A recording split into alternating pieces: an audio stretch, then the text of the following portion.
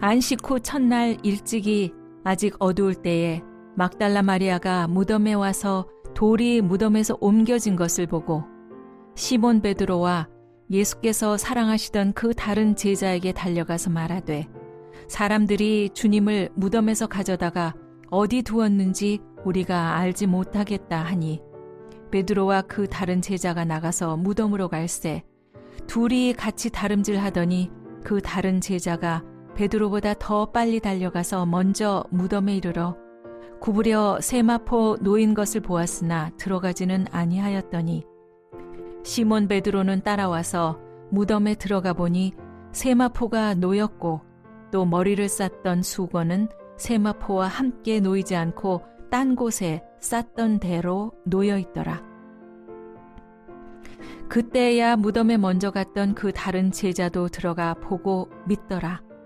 그들은 성경에 그가 죽은 자 가운데서 다시 살아나야 하리라 하신 말씀을 아직 알지 못하더라. 이에 두 제자가 자기들의 집으로 돌아가니라. 그 안식 후 첫날이라고 성경에 나와 있습니다. 그게 주일입니다. 주일. 원래는 이제 유대인들이 안식일 토요일 날 지켰는데 안식 후 첫날이니까 이제 주일입니다. 그래서 예수 그리스도의 부활의 주님의 날 로드스 데이, 그래서 주님의 날, 부활의 아침을 지키는 것입니다. 안식 후 첫날 어두울 때 그 막달라 마리아가 그 예수님의 무덤을 찾아갔습니다. 마태나 누가는 일찍이 무덤을 찾아갔다고 말하고 마가는 해 돋을 때 무덤을 찾아갔다고 말하는데 요한은 어두울 때 찾아갔다고 그래요. 이것은 그냥 시간적인 자연적인 시간을 말하려고 한 게 아니고요, 영적인 신학적인 의미가 담겨져 있습니다. 요한은 항상 빛과 어둠이라고 하는 그 두 가지 대조를 통해서 신앙과 불신앙, 생명과 사망의 문제를 잘 드러내고 있어요. 그러니까 지금 이 1절에 보면 막달라 마리아가 어두울 때 찾아갔다라고 하는 것은 그 막달라 마리아의 믿음이, 영적 상태가 어둠에 있다라고 하는 것을 말하려고 해요. 그래서 니고데모가 예수님을 찾아왔을 때 요한은 요한복음 3장 2절에 밤에 니고데모가 예수님을 찾아왔다 이런 표현을 써요. 다른 마가나 마태나 누가는 쓰지 않는 방법이에요. 그리고 가룟 유다가 예수님을 팔 때 그가 밖으로 나갔는데 요한복음 13장 30절에 뭐라고 말하냐면 그가 나가니 밤이더라 그렇게 말해요. 밤의 사람이었다라는 거예요. 그 얘기를 지금 하려고 하는 것입니다. 그러니까 많은 사람들이 하나님을 사랑합니다. 교회를 다닙니다. 그런데 영적으로 어두우면 예수 그리스도의 부활의 현장에서도 슬퍼해 버립니다. 오늘 이 마리아가 무덤을 찾아갔습니다. 가보니까 무덤 돌문이 열려 있었어요. 그래서 깜짝 놀랐습니다. 누가 예수님의 시체를 이렇게 도둑질했구나, 훔쳐갔구나 이렇게 생각한 거예요. 누가 시체를 옮겼구나. 그래서 베드로와 사랑하는 제자가 이제 요한이거든요. 요한에 가서 말합니다. 그리고 이 마리아는 10절에 보면 오늘 본문 10절을 같이 한번 읽죠. 요한복음 20장 10절에 같이 읽습니다. 요한복음 11절. 요한복음 20장 11절. 요한복음 11장 11절에 같이 시작. 마리아는 무덤 밖에 서서 울고 있더니 울면서 굽으러 무덤 안을 들여다보니, 마리아는요 무덤 밖에서 울었습니다. 그가 울었던 것은 무엇이냐면 그 눈물은 뭐냐면 예수님이 죽었기 때문에 슬퍼서 누는 눈물이에요. 그리고 그 시신을 찾지를 못해서 고통을 표현하는 아주 그 슬픔의 그 눈물이에요. 지금 부활하신 예수님이 그 현장에 있는데 지금 마리아는 예수님의 죽은 과거를 붙들고 있는 거죠. 영적 어둠에 우리가 사로잡혀 버리면 하나님이 오늘 또 부활하셔서 우리와 함께 한다는 게 느껴지질 않아요. 그게 내 삶에 중요한 의미가 없어요. 그리고 내 삶에 있는 어려움이 크게 부각되어 버리는 것입니다. 이 막달라 마리아, 막달라는 성이고 마리아는 이름이 아니고 막달라는 지역이라는 거예요. 갈릴리 북동쪽에 있는 마을이에요. 그 막달라 마리아는 마가복음 16장 9절에 보면 귀신 들린, 7 귀신 들린 여인이라고 말해요. 그 예수님이 치료해 줬단 말이죠. 그래서 예수님에 대해서 그런 사랑이, 애정이 굉장히 각별했어요. 십자가 밑에 있으면 자기 인생에 큰 불이익이 되고 또 고통을 당할 수 있는데 그 자리에 있었고, 이 막달라 마리아는 사복음서에 이 부활의 현장이 다 들어있는데 요한복음에는 막달라 마리아 혼자 갔다고 그래요. 마태복음은 막달라 마리아와 다른 마리아가 갔다고 말해요. 그리고 마가복음에는 막달라 마리아와 그 야고보의 어머니 마리아와 그 다음에 살로메가 갔다고 말해요. 그리고 누가복음에는 막달라 마리아와 그 다음에 그 야고보의 어머니 마리아와 요한나가 같이 갔다고 그래요. 그런데 이 내용을 이렇게 달리하는 것은 수많은 사람이 가실 수 있지만 성경은 어떤 목적을 가지고 기록해요. 사실을 기록하려고 하는 면도 있습니다만은 그게 아니고 신학적인 의도를 가지고 기록한단 말이죠. 그런데 이 막달라 마리아는 사복음서에 다 들어가 있어요. 그렇게 그가 예수님을 사랑했단 말이죠. 그럼에도 불구하고 이 여인이 울고 있는 것은 무엇 때문이냐면 죽어있는 예수님을 붙들고 있는 거죠. 그래서 그가 사람들 앞에서 울고 있는 거죠. 지금도 많은 사람이 하나님을 믿고 있습니다. 그런데 인간적으로 영적 어둠에 속하면 하나님은 내 삶에 큰 역사를 하지 못해요. 나의 어려운 현장에 하나님은 무력해 버린단 말이죠. 그게 죽어있는 하나님, 죽어있는 예수님을 붙들고 있는 영적 어둠에 있는 사람들의 특징이에요. 부활하신 예수님을 만나지 못했습니다. 부활하신 예수님이 그 현장에 있는데도 불구하고 막달라 마리아는 무덤 밖에서 울고 있었다. 이것은 요한이 계속 얘기하고 있는 거죠. 여러분, 부활절을 맞이하면서 어떤 예수님을 믿으신가요? 여러분이 믿는 예수님은 누구십니까? 여러분, 예수님이 내가 믿고 따라가는 예수님이 누구라고 말할 수 있냐, 그 말이에요. 여러분, 많은 사람들이 예수님이 우리 주변에 있는 평범한 사람과 비슷하다고 믿고 교회 다니는 사람 많아요. 나중에 예수님을 이 막달라 마리아가 만납니다. 그런데 누구라고 착각을 하냐면 동산직이라고 생각하는 거예요. 지금도 많은 사람들이 교회를 다니지만 예수님을 지나다니는 아저씨처럼, 지나다니는 아주머니처럼 그 아무 힘도 없고 무력한 그런 사람으로 믿기에 신앙이 안 바뀐다는 거죠. 부활의 아침에 여러분과 제 신앙을 다시 한번 점검하면서 우리 주 예수 그리스도는 그렇게 죽음으로 무덤에 시체로 썩어 있는 분이 아니라 사망 권세에 이기시고 부활하셔서 우리와 함께 하신 하나님이십니다. 그 믿음을 가지라는 거죠. 여러분, 많은 사람들은 죽음을 끝이라고 생각합니다. 그래서 두려워해요.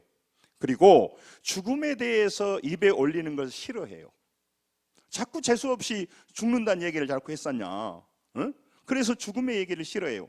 그리고 죽음으로 끝이기 때문에 어떻게 해서라도 이 땅에서 좀 더 오래 살려고 하는 거죠.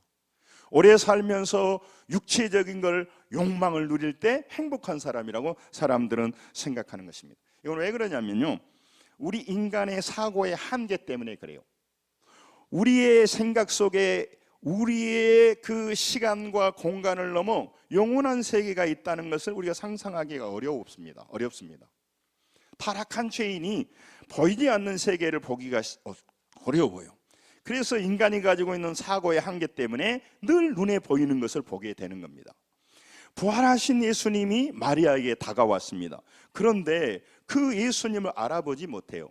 부활하신 예수님은 나사로처럼 죽었다가 살아난 소생이 아니에요. 변화된 거란 말이죠. 육체도 있으면서 변화됐어요. 이게 인간의 이해로 이해하기가 어려워요. 그러니까 예수님은 동일성도 있고 비동일성도 가지고 계세요. 여러분들이 초등학교 친구들을 한 6학년 때 헤어졌다가 40년 만에 만나면 딱 얼른 못 알아봅니다. 그러니까 그 친구가 동일한 면도 있고 달라진 면도 있단 말이죠. 예수님이 부활하셔 버리니까 동일한 면도 있지만 통일하지 않는 분이 있기 때문에 알아보기가 어려워요. 네. 지금도 많은 사람들이 보이는 것만 바라보고 살아갑니다. 그래서 영원한 세계에 접속이 안 돼. 영원한 것들을 잘 못 누리고 살아가요. 그래서 제일 불쌍한 사람이라고 그러는 거죠. 그래서 예수님이 우리를 찾아오신다는 거죠. 예수님이 마리아에게 다가옵니다. 그런데 예수님을 보면서도 알지 못해요. 오늘 본문이 요한복음 21장인데 다 할 수 없어 했는데 요한복음 20장 14절을 한번 보겠습니다. 예수님을 앞에 뜰 거예요. 요한복음 20장 14절 읽습니다. 시작. 그 말을 하고 뒤로 돌이켜 예수께서 서신 것을 보았으나 예수인 줄은 알지 못하더라. 아멘. 무덤까지 찾아갔습니다. 그리고 너무너무 예수님을 사랑해서 슬피 울고 있지만 막상 예수님이 나타나니까 예수님인지 알아보지를 못하는 겁니다. 이 보지 못한다는 것이 왜 그러냐면 눈이 가려워졌다는 거죠. 그래서 그분을 보면서도 보지 못해요. 부활하신 예수님을 알아보지 못하는 겁니다. 지금 요한은 무슨 얘기를 하려고 하냐면 마리아가 예수님을 봅니다. 그러나 예수님을 보고 있지만 영적으로 어두워지니까 예수님인지 알아보지를 못하는 거예요. 우리에게도 말하려고 하는 것입니다. 너희들은 보면서도 보지 못하는 신앙 상태로 살아서는 안 돼. 그 얘기를 하는 겁니다. 여러분, 신앙 단계는요 이런 겁니다. 세상 사람들은 보이는 것을 보고 살아가는 단계가 있어요. 예수 믿기 시작한다는 것은 보이는 세상을 보지만 보이는 세상을 보면서 하나님의 음성을 듣기 시작해요. 그러면 보이는 세상을 보면서 하나님의 음성을 들으면 듣기도 하고 듣지도 않기도 합니다. 어떤 사람도 그 말씀이 들리기 시작해요. 또 한 단계 넘어가면 보이는 세계를 보면서 하나님 말씀을 듣습니다. 그리고 듣는 말씀이 믿어지기 시작해요. 그러니까 놀라운 변화가 일어나요. 그래서 그가 보이는 세상을 봅니다. 하나님 말씀을 듣습니다. 하나님 말씀을 듣는데 믿어집니다. 뿐만 아니라 믿어진 그 말씀이 마음에 새겨지니까 이제는 그 믿음의 말씀으로 보이는 세계를 다시 보는 거죠. 그러니까 완전히 달라지게 되는 겁니다. 그래서 오늘 이 여인은 예수님을 사랑했습니다. 그럼에도 불구하고 예수님을 못 알아봐요. 이 못 알아본다는 건 영적으로 어두운 상태에 있다는 겁니다. 지금도 하나님께서 우리에게 길이 되십니다. 생명이 되십니다. 진리가 되십니다. 우리 문제를 해결해 주십니다. 이렇게 우리가 말씀을 전해도 이 말씀이 마음에 와닿지 않으면 그것은 그것이고 내 삶의 현장은 또 어려운 거죠. 예수님의 말씀이 내 삶에 들어와서 힘이 되지를 못해요. 왜 그럴까요? 내가 강팍하기 때문에, 영적 어둠에 살기 때문에 그래요. 오늘 왜 우리 죄를 해결하러 합니까? 우리 눈이 밝아져야 되기 때문에 그래요. 여러분, 부활하신 예수님을요, 이 마리아는요 무덤에서 찾고 있는 거예요. 예수님 부활하셨는데, 부활하신 예수님을, 여러분, 우리의 문제 속에서 문제를 해결할 자가 부활하신 예수님인데 그분을 붙들기보다는 사람을 찾아다닌다는 그 말이죠. 지금 이 예수님이 나타났지만 마리아는 동산직인 줄 압니다. 그래서 어둠에 갇혀 있단 말이에요. 누가복음 24장 16절에 제자들도 똑같아요. 엠마오로 가는 제자들이요, 같이 읽소. 시작. 그들의 눈이 가리워져서 그인 줄 알아보지 못하거늘. 아멘. 지금도 많은 사람이 그래요. 예수님은 살아계세요? 예. 그러면 한번 보여주세요. 뭘 그렇게 어렵게 예수 전도합니까?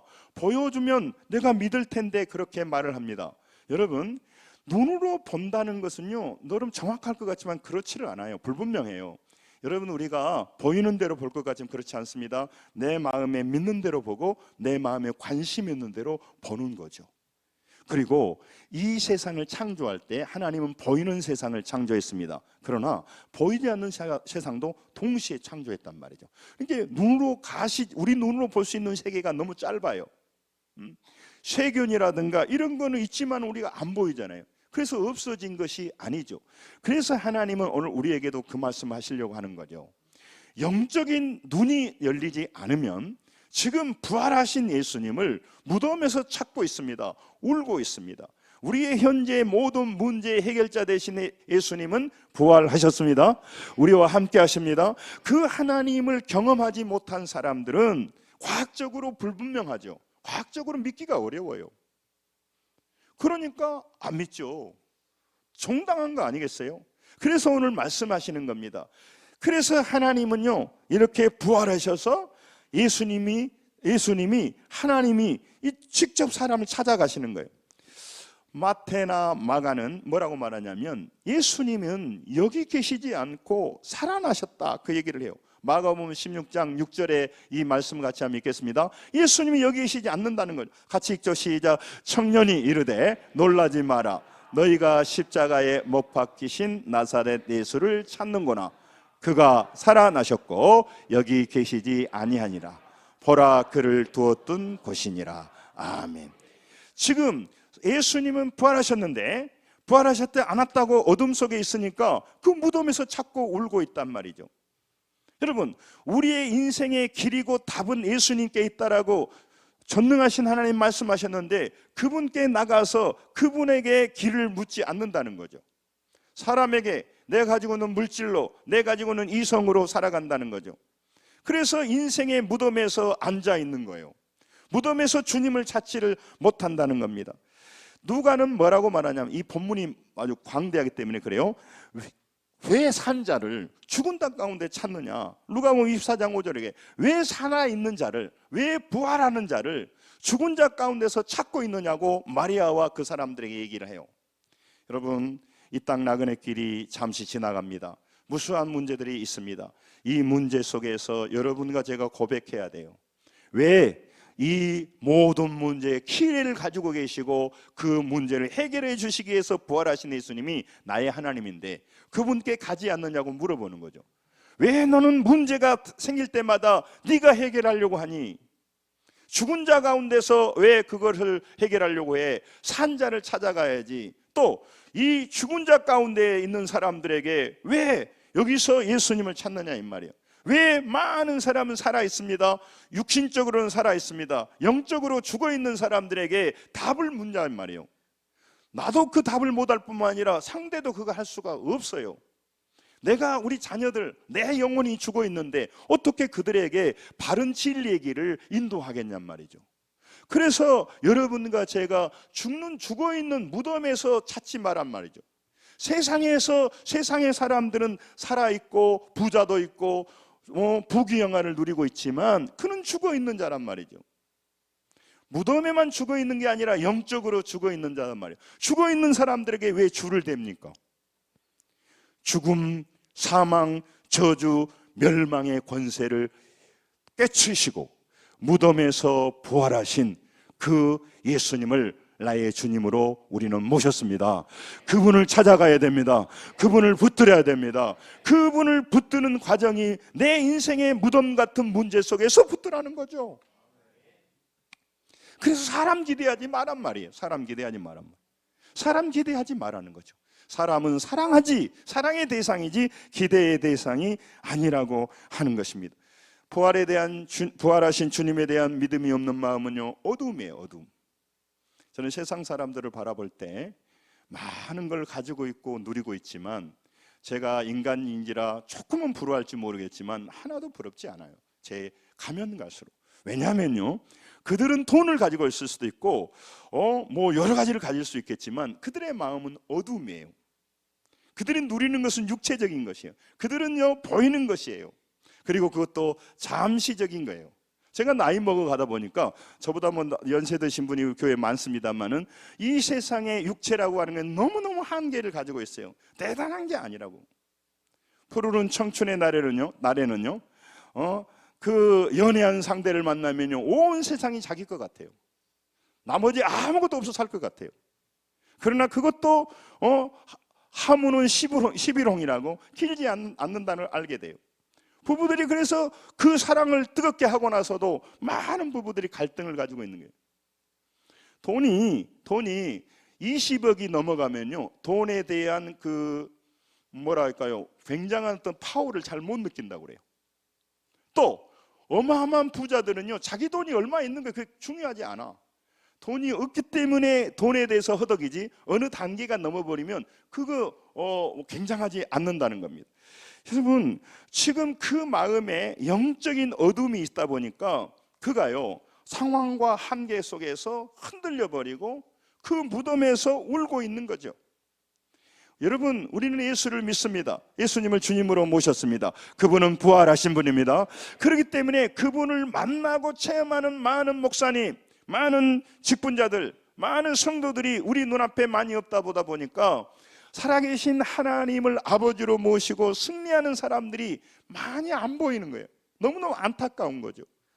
교회를 다닙니다. 그런데 많은 사람들이 죽은 자 가운데서 지금 예수님은 부활하셨는데 여전히 문제 가운데서 울고 있는 거죠. 예수님은 그 문제 가운데서, 절망 가운데서 붙들고 힘을 얻고 해결해 주라고 그분한테 의뢰하는 믿음들이 적다 그 말이에요. 그리고 맥 없는 사람들 쫓아가서 붙들고 도와주라고 말하고 비겁하게 사람들에게 조아리고 살아가 버린다는 거죠. 그 하나님, 살아계신 하나님, 그러나 보이지 않지만 부활하신 하나님에 대한 경험과 믿음이 없다 보면 신앙이, 믿음이 자라지를 않아요. 얼마나 이 부활하신 하나님이 내 삶에, 내 인생에 근본적인 해결자이시고 모든 것 되신다고 하는 이 간단한 믿음이 그의 심령 속에 새겨지지 않으면 문제의 무덤에서 울어버리게 되는 거죠. 죽은 자들 가운데서 문제를 해결하려고 쫓아다녀 버린다고 하는 것이에요. 그래서 어둠이 가득 찬 세상에서 나는 사람이 아니야, 사람으로 왔지만 나는 너희들이 과학적으로는 못 믿을 수 있어. 그렇지만 나는 부활해서 내 눈앞에, 너 눈앞에 나타나 있어. 이것을 마리아에게 보여줘. 고린도전서 15장 3, 4절에 이 복음이라고 하는데요, 이게 이제 우리가 믿어야 할 때, 그래서 이건 과학적으로 안 믿어져요. 하나님이 은혜 주시고 성령을 주셔야 믿어지는 거지, 믿으려고 해서 되는 문제가 아니에요. 그래서 가장 큰 복은 하나님이 믿어지는 복입니다. 부활하신 예수님이 부활했다고 믿어지는 복입니다. 이건 믿어져야 돼요. 믿어져야 돼요. 설명은 할 수 있지만 이게 안 믿어지는 거죠. 그래서 많은 사람이 여전히 그 무덤가에, 문제의 무덤가에 울고 있고 자기 인생에 해결할 길이 없는 거죠. 그래서 그가 붙드는 것은 물질이요, 그가 붙드는 것은 건강이에요, 그가 붙드는 것은 지식, 그가 붙들고는 지금만 붙들어요. 그게 나쁘다는 얘기가 아닙니다. 같이 한번 시작. 내가 받은 것을 넘겨 너희에게 전하노니 이는 성경대로 그리스도께서 우리 죄를 위하여 죽으시고 장사 지낸 바 되셨다가 성경대로 사흘 만에 다시 살으시사. 아멘. 이게 복음이에요. 이걸 믿는 거죠. 로마서 10장 90절에도 똑같은 거예요. 복음을 받아들일 때 로마서 10장 9절부터 10절까지 그 내용이 똑같은. 같이 한번 읽죠. 시작. 내가 만일 내 입으로 예수를 주님으로 시인하며 또 하나님께서 그를 죽은 자 가운데서 살리신 것을 내 마음에 믿으면 구원을 받으리라. 사람이 마음으로 믿어 의에 이르고 입으로 시인하여 구원에 이르느니라. 아멘.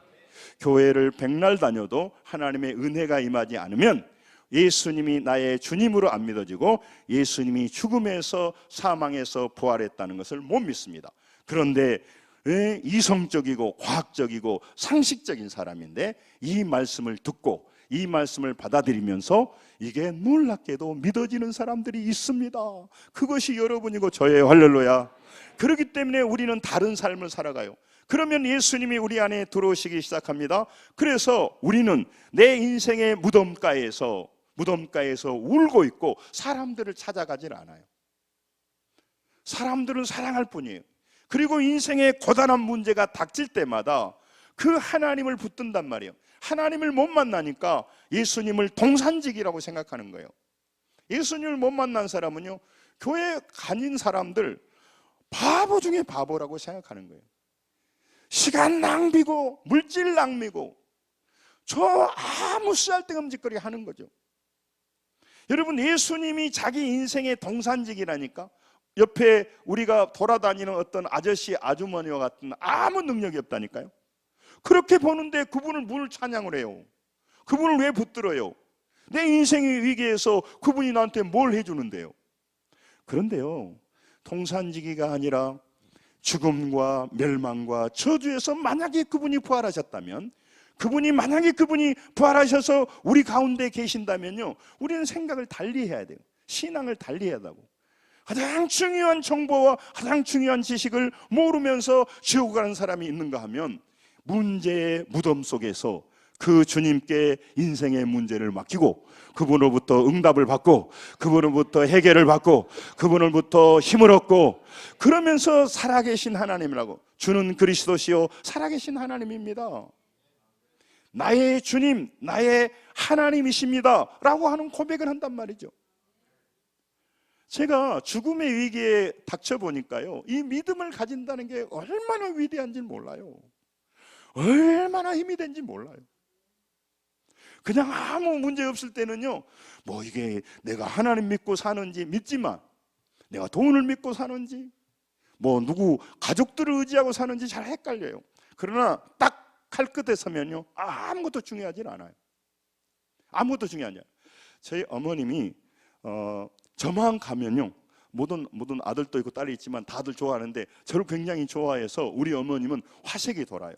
그리고 막 뭘 막 갖다 주려고 막 그러신데요, 마지막 편찮으시니까요, 제가 가도 멍하니 앉아 계시더라고.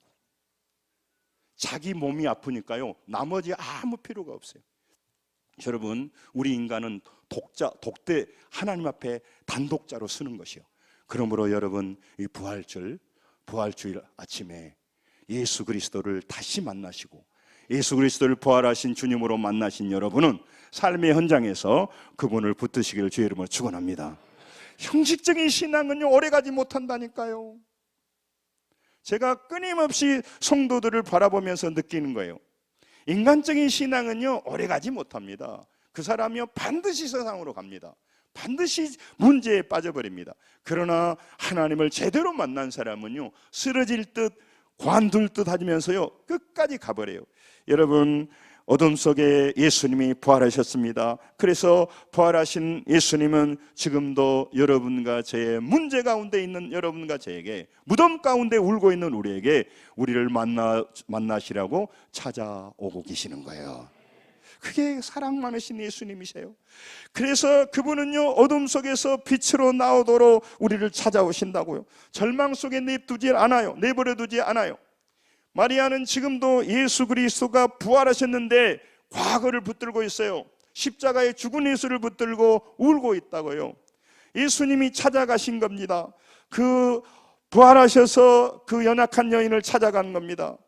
그 예수님을 믿고 너도 부활하신 주님을 만나고 무덤가에 우는 여인이 아니라 예수님은 부활하셨다고 간증하는, 모든 사람들에게, 제자들에게 말해주는 증인으로 살아라. 증인으로 살아라. 여러분과 제게 말하는 거예요. 예수님을 부활하셨다고 누가 믿겠습니까? 과학적으로 불가능한데. 그리고 예수님이 부활하지 않았다면 우리는 과거의 무덤 속에 있는 사대성인하고 똑같잖아요. 그분이 가르쳐주는 도덕과 윤리, 그분이 가르쳐줬던 인간적인 교훈, 그걸 따라가는 사람이잖아요. 우리는요, 이 말씀이요, 그런 예수님이 가르쳐준 도덕과 윤리와 교훈을 따라가는 것이 아니라 죽음에서 부활하셔서 우리의 생명이 되시고 우리를 천국까지 인도하시는 하나님의 살아있는 말씀을 주신 그 예수님을 믿는 것이에요. 그분의 살아있는 말씀을 따라가는 거예요. 그렇기 때문에 달라요.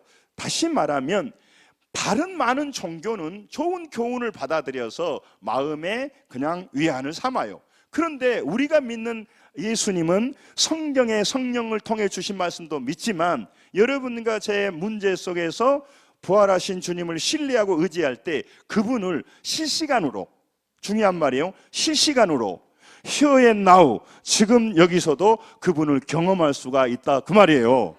경험하는 사람들이 많아져야 돼. 할렐루야. 그걸 전해주는 증인들이 많아져야 되는데 욕심으로 가득 차버리고 죄를 범해버리니까 그걸 경험하지 못해요. 그래서 목회자가 더욱더 깨어 있어야 돼요.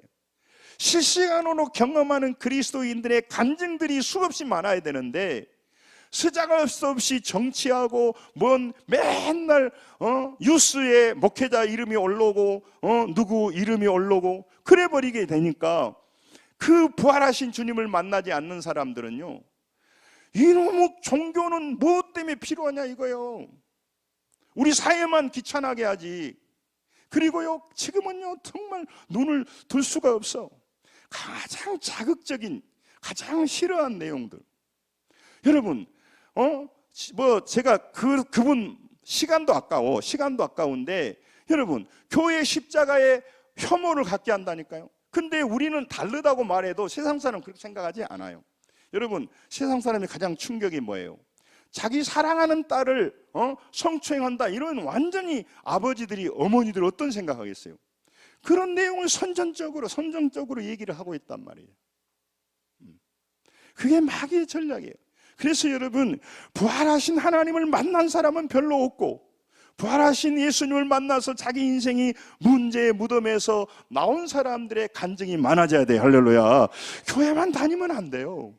교회만 다니면 안 된다고. 지금도 회개하고 그분을 만나야 되지 않겠어요? 이미 만난 여러분은 늘 살아계신 그 부활하신 주님을 내 삶 속에서 실시간으로 경험하고 체험해서 내 문제와 환경을 극복하며 나가야 되지 않겠습니까? 그렇게 해야 교회 다니는 의미가 있잖아요. 그래야 이 신앙생활을 열심히 하려고 하죠. 왜? 나한테 유익하니까. 그걸 모르는 사람은요, 계속 교회에 앉아 있으면서 특별한 어려운 일이 없으면 오고, 어려운 일이 있으면 안 오고, 또 언제 내가 관둬볼까? 그런 생각을 해요. 저는 어렸을 때부터 교회를 다녔는데, 제가 좀 표현이 그렇습니다만 뭘 하면 성실하게 하는 사람이에요. 근데 공예배를 얘기하더라고. 그러니까 주일학교부터 3일 밤, 주일 저녁까지도 나갔어요. 그런데 제가 3일 반에 앉아서 매주 그랬어. 또 잘못 왔구나.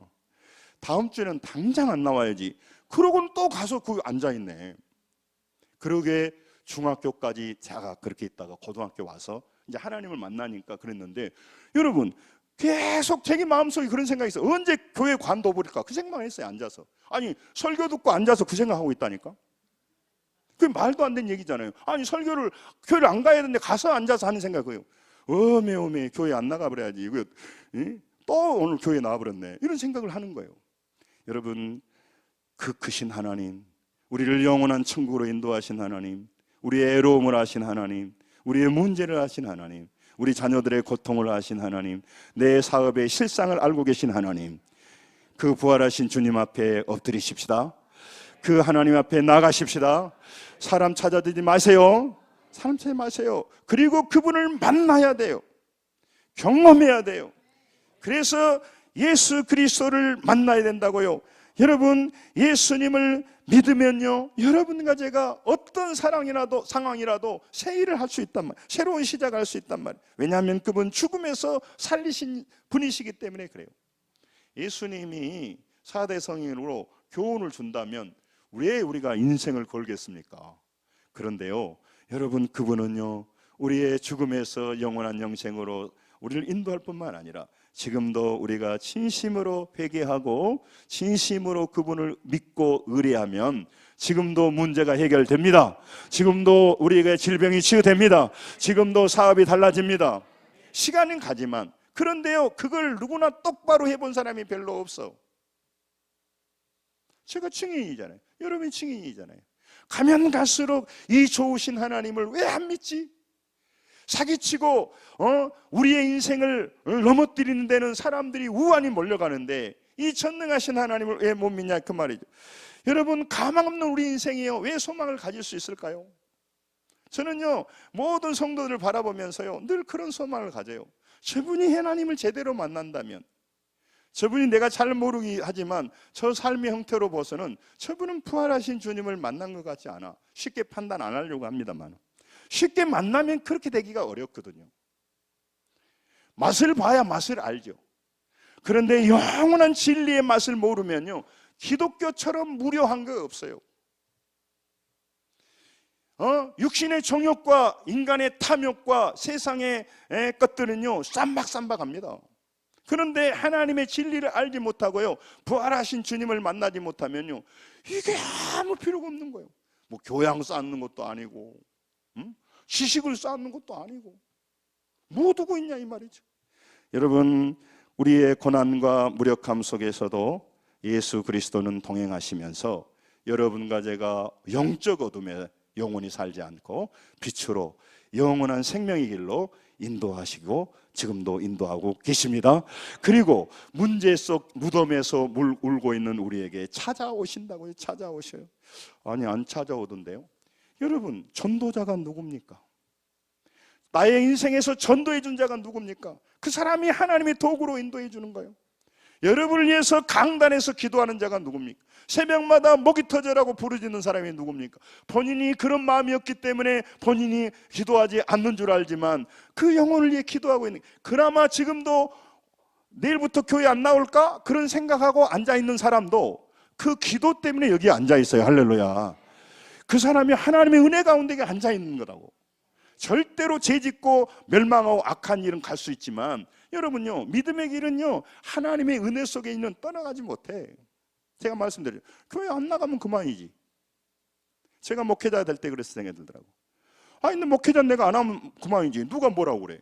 그런데요, 하나님 앞에 절대 떠나지는 못해요. 그게 너무 영광스러운 길이고 하나님의 부르심을 알기 때문에. 하나님을 만난 사람은요, 그 하나님을 무시할 수가 없어. 여러분, 인생의 가장 똑똑한 사람, 가장 큰 복은 부활하신 주님을 나의 주님으로 모시는 사람입니다. 부활하신 주님을 내 주님으로 모시는 그 사람이 내 인생의 무덤에서 반복적으로 그분을 체험하는 겁니다. 그분을 의리하면서 문제를 해결받는 겁니다. 옆 사람 보고 예수님 제대로 믿으십시다. 예수님 잘 믿으십시다. 인도하세요. 여러분, 말씀을 정리하려고 합니다. 오늘 우리 성가대에서 조금 더 했기 때문에 3분을 내가 더 하려고 그래요. 아주 은혜가 됐어요. 은혜가 됐어. 여러분, 답답한 현실에 주님은요, 여전히 우리를 인도하신다고요. 언제 인도해요? 여러분, 보이지 않지만 하나님의 수많은 손길로 우리를 인도하길래 우리가 여기 온 거예요. 죄 짓는 자리는 안 불러도 간다니까요. 여러분 얼굴을 보세요. 여러분들이 여기 올 사람들인가? 다 머리가 똑똑해서요. 누구 말 들을 뿐인가 한번 봐봐. 옆 사람이. 가자 간다고 우리가 갈 사람들이냐고. 아니, 돈도 안 주고 뭣도 안 주는데 왜 가? 사랑하는 성도 여러분, 예수님이 부활하시는 그 능력으로 우리에게요, 영원한 생명길을 인도하시고 우리를 이끌어 주신단 말이죠. 지금도 그분은요, 우리에게요, 문제를 해결해 주기 전에 네 영적인 눈이 열렸으면 참 좋겠다. 너에게 생명도 되지 않는 걸 왜 추구하니? 너의 문제를 해결해 주지 않는 것들을 왜 추구하니? 그래요. 시편 119편 105절에 하나님 말씀하십니다. 주의 말씀은 내 발의 등이요 내 길의 빛이니이다. 여러분, 우리는 능력이 부족해서, 내가 가진 지식이 부족해서 우리가 넘어진다고 어렵다고 생각하는, 그렇지 않습니다. 우리가 보지를 못해요. 맨 보는 것은 땅의 것을 봐요. 땅의 것을 보기 때문에, 땅의 것에 안에 세상을 담아놨기 때문에 우리 마음에서는 육신의 욕망이 나오게 돼 있어요. 탐욕과 음란과 죄악과 또 이 세상에 대한 향락과 이 땅의 것들을 마음에 품게 돼요. 그러니까 늘 그렇게 하고 나서 후회가 되고요, 늘 넘어지는 거죠. 영원한 참된 기쁨, 여러분, 늘 말씀드리지만 순수한 물맛이 주는 그 영광, 그 물이 주는 갈증의 해소, 이걸 경험하지 못하면요, 탄산음료가 대단한 줄 알아요. 세상 것은 그렇습니다. 여러분, 부활하신 주님의 목소리를 마리아는 들었습니다. 그때 마리아의 눈이 열립니다. 요한복음 20장 16절에요, 예수님이 마리아라고 부릅니다. 이 마리아가 그 전에는 주님을 보고 통산직이라고 말했습니다. 그런데 주님을 보기 시작합니다. 우리도, 여러분과 저도 말씀을 듣고 믿을 때 주님을 보기 시작합니다. 여러분, 말씀이 들어와야 돼요. 그래야 보이는 걸 넘어서 보이지 않는 세계를 보게 되는 거죠. 욥기 42편 5절 말했잖아요. 내가 주에 대하여 귀로 듣기만 하였사더니 이제 따라삽니다. 눈으로 주를 배움나이다. 이거는 물리적으로 말한단 말이 아니에요. 세균을 볼 수 없잖아요. 전파를 볼 수 없잖아요. 그런데 이게 하나님이 어떻게 움직인가를 눈으로 보여요. 아, 이렇게 움직이구나. 이게 영적으로 성장하면 그게 알게 돼요. 그러니까 눈이 보이는 것만 보는 사람과 달리 영적 세계를 보게 되니까요, 감사가 달라지고요, 영광이 달라지기 시작하는 거예요. 그리고 땅의 것의 한계와 땅의 것의 추함을 알게 돼요. 썩어진 것의 한계를 알게 돼요. 그래서 영원한 가치를 알게 된다고요. 여러분, 주말에 주님을 향하여 마음의 문을 열 때 어둠이 물러갑니다. 그리고 주님이 일하신 걸 보게 돼요. 저는 여러분들 보고 계실 때, 볼 때마다 무슨 생각을 해요? 야, 주님이 일하신다는 걸요, 명백히 보게 됩니다. 명백히. 교회는요, 사람들이 올 수 있는 것이 아니에요. 왜냐? 교회는 물건을 파는 것도 아니고, 물건을 보여주는 것도 아니고, 땅의 것을 보여주는 것도 아니고, 하늘의 것을 보여주고 하늘의 것을 믿으라고 하는데, 이런 쉽게 말하면 사기가 어디 있습니까? 있다면 보여줘야지. 그런데 어떻게 나올 수가 있냐 이 말이에요. 이것은요, 성령이 역사하지 않고는 도저히 불가능한 거예요. 저 같은 사람이 왜 하나님의 종이 됩니까? 내 인생 아까워서 어떻게 드려요? 여러분, 하나님을 만나면요, 더 영광스러운 거 보기 때문에 죄짓고 육신적으로 살아가는 것이요, 너무 추하고 아름답지 않아요. 아름답지 않아.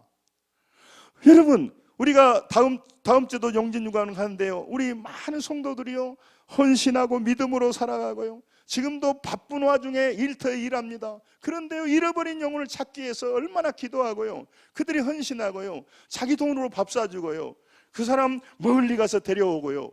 이게 하나님의 일하심이 않고는 그거 누가 그거 하러 간다고 하겠냐고요. 하나님을 만나니까. 할렐루야. 하나님을 경험하니까. 할렐루야. 왜 여기 앞에 앉은 우리 고정희 안수 집사가 형을 왜 데려오 올라가겠어요? 교회를 위해서? 형을 희생시켜 갖고 교회를 세우려고 데리고 오는 거예요? 자기가 하나님을 만나다 보니까 앞에 있으니까 하는 거예요. 왜 저 사람 하냐 그러지 말고, 시간도 가니까. 자기가 하나님을 만나보니까, 우리 형도, 우리 어머님이 천국 가서 그렇게 기도했는데, 우리 형도 하나님을 좀 만나서, 기독교에 대한, 내가 안 들어봤습니다, 불평 그만하고 목사님들 비판한 거 그만하고, 나도 주님을 만났다고 고백하는 우리 형이 됐으면 좋겠다. 그래서 지금 앉혀놓은 거예요. 여러분, 이 하나님의 은혜 속에 있다고 하는 거죠. 하나님 말씀 하나만 보고 마치겠습니다. 요한복음 20장 27절 같이 한번 읽겠습니다. 요한복음 20장 27절 시작. 토마에게 이르시되 내가 손가락을 이리 내밀어 내 손을 보고 내 손을 내밀어 내 너구리에 넣어보라. 그리하여 믿음 없는 자가 되지 말고 믿음 있는 자가 되라. 아멘. 지금 세상의 사람들은 예수님이 부활했다고 하는 이 믿음이 없이 지금 무덤에서 울고 있습니다. 그런데 수많은 사람도 지금 한국에 예수님이 부활했다는 이 믿음을 가지고, 이 믿음이 믿어져서 인생을 걸고, 이 믿음이 믿어져서 시간과 물질을 드리고, 이 믿음이 믿어져서 많은 사람이 무덤가에서 예수 그리스도 앞에 엎드려서 기도하고 살아간단 말이에요. 그분을 의지하고 살아간단 말이죠. 그래서 믿음 없는 자가 있는 게 믿음 없는 자가 수없이 많지만, 교회 안에도 믿음 없는 자가 있다니까요. 믿음 없는 자가. 그러니 얼마나 고역스러워. 그러나 믿음 있는 자가 있어서 믿음 있는 자로 주님을 경험하고 살아갑니다. 옆 사람 끝나가는데, 믿음 없는 자가 되지 말고 믿음 있는 자가 되십시오. 빨리 해보세요. 믿음 없이 교회 오래 못 다닌다니까요. 그 사람이요, 반드시 교회의 나쁜 점만 얘기하고요, 그냥 떠날 겁니다. 그리고 영원히 멸망으로 가버려요. 그리고 앉아가지고 예수님 부활해서 헛소리들 하고 있네. 그리고 나선 죄 지어버려. 그리고 쌀데금짓거려도. 한 구절만 보세요. 29절, 요한복음 2장 29절 같이 한번 읽겠습니다. 시작. 예수께서 이르시되 너는 나를 본고로 믿느냐? 보지 못하고 믿는 자들은 복되도다 하시니라. 아멘. 예수님을 물리적으로 보는 시대가 있었어요. 제자들처럼 부활하신 모습을. 지금은 우리는 예수님을 물리적으로 볼 수는 없어요. 사실 중에 하나가 과학적으로 반복적으로 계측이 가능하고, 여기에서도 실험이 가능한 그런 사실들이 있어요. 그러나 역사적인 사실은 딱 한 번 일어났다고. 이순신 장군 사건, 세종대왕. 그런데 이거는 역사적으로 일어나서 딱 한 번 일어났기 때문에 재현할 수는 없는데, 문제는 뭐냐면 부활은 과학적으로 이해하기 어려워요. 그래서 보기가 어렵다고. 그래서 믿음으로 세계로 들어가지 않으면 안 믿어져요. 저도 믿으라고 말을 못하고 말씀을 가지고 믿어져야 돼. 하나님이 믿어줘야 돼. 그러니까 보지 못하고 믿는 시대가 온단 말이죠. 지금은 예수님이 부활하셨는데 그분이 성령으로 오셔서 우리 안에 오셨어요. 저는 예수님을 본 적이 없지만 예수님을 믿습니다. 예수님을 만납니다. 그리고 그분을 의지해서 역사를 이룹니다. 여러분, 부활절 정말 매가리 없이 살지 말고, 세상 지식 아무것도 아닙니다. 죽음 앞에 아무 힘도 발휘하지 못해요. 그리고 인생 문제 앞에 죽음의 문제 무덤에서 아무 힘이 발휘할 수 없어요. 그러나 보이지 않지만 살아계신 예수님이 믿어지고 부활하신 주님을 내 마음에 믿으면요, 우리는 어떤 죽음의 계곡, 어떤 질병, 어떤 시한부 인생을 살더라도 다른 인생을 살 것이고, 어떠한 어려움 속에서도 주님을 붙들고 승리하게 될 줄로 믿습니다. 그분을 붙들고 살 줄로 믿습니다. 부활하신 주님을 베드로 믿고 마리아의 믿음이 변한 것처럼 처음에는 의심하고 울었던 믿음이 아니라 예수님께 영광 돌리며 그분을 찬양했던 믿음이 된 것처럼, 이 부활절에 우리 모든 성도들이 믿음 없는 자가 되지 말고 믿음 있는 자가 되십시다. 부활하신 주님을 마음에 모시고 그분을 현재 상황에서 늘 경험하는 성도들이 되시기를 주님의 이름으로 축원합니다. 기도하겠습니다.